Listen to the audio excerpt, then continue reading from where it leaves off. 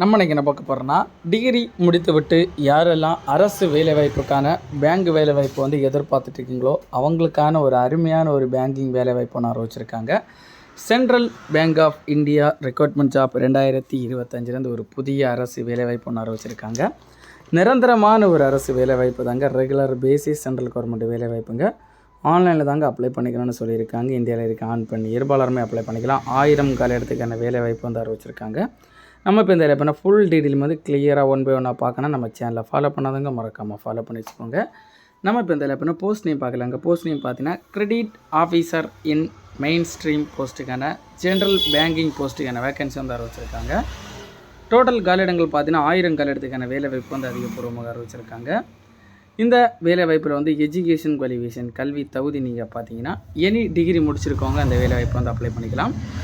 Any graduate degree முடிச்சிருக்கணும் with 60% வந்து mark இருக்கணுங்க. General category, SC ST OBC category PWD கேண்டிடேட்ஸில் வந்து 55% வந்து உங்களுக்கு மார்க் இருக்கணும்னு சொல்லியிருக்காங்க. வயது வரம்பு ஏஜ் லிமிட் நீங்கள் பார்த்தீங்கன்னா மினிமம் 20 வயசுங்க, மேக்ஸிமம் பார்த்தீங்கன்னா 30 வயசுங்க. 20லேருந்து 30 வயசுக்குள்ளாடி இருக்கவங்க அப்ளை பண்ணிக்கலாம்னு சொல்லியிருக்காங்க.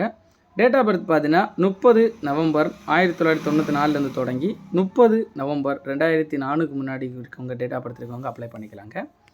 ஏஜ் ரிலாக்ஸேஷனும் கொடுத்துருக்காங்க. எஸ்சி எஸ்டி இவங்களுக்கு வந்து 5 இயர்ஸ், ஓபிசி கேட்டகரி வந்து 3 இயர்ஸ், பிடபிள்யூடி கேட்டகரி வந்து 10 இயர்ஸ் வரைக்கும் ஏஜ் ரிலாக்ஸேஷனும் கொடுத்துருக்காங்க இந்த வேலைவாய்ப்புக்கு. சேலரி ரேட்டு நீங்கள் பார்த்தீங்கன்னா மாதம் பார்த்தீங்கன்னா நீங்கள் 48,480 தொடங்கி 85,920 வரைக்கும் பர் மந்த்துக்கு வந்து உங்களுக்கு சம்பளமாக வழங்கப்படும்னு சொல்லியிருக்காங்க.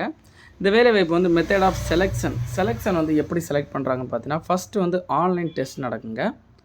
ஆன்லைன் டெஸ்ட்டில் பாஸ் பண்ணவங்க வந்து பர்சனல் இன்டர்வியூ, அதாவது நேர்முக தேர்வு முறை வந்து ஆட்கள் செலக்ட் பண்ணப்படும்னு சொல்லியிருக்காங்க. இந்த வேலைவாய்ப்பு எக்ஸாமினேஷன் சென்டர் நீங்கள் பார்த்தீங்கன்னா சென்னை, மதுரை, திருச்சிராப்பள்ளி, கோயம்புத்தூர், வேலூர் டிஸ்ட்ரிக்டான இந்த வேலைவாய்ப்பான எக்ஸாமினேஷன் நடத்தப்படும்னு சொல்லியிருக்காங்க.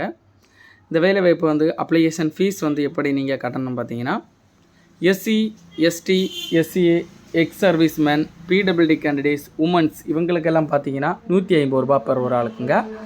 அதர் கேண்டிடேட்ஸ் பார்த்தீங்கன்னா 750 ரூபா வந்து பெர் ஒரு ஆளுக்கு வந்து நீங்கள் அப்ளிகேஷன் ஃபீஸாக வந்து கட்டணுங்க. ஆன்லைன் பேமெண்ட் மூலம் தாங்க இந்த பே பண்ணிக்கணும்னு சொல்லியிருக்காங்க இந்த வேலைவாய்ப்புக்கு.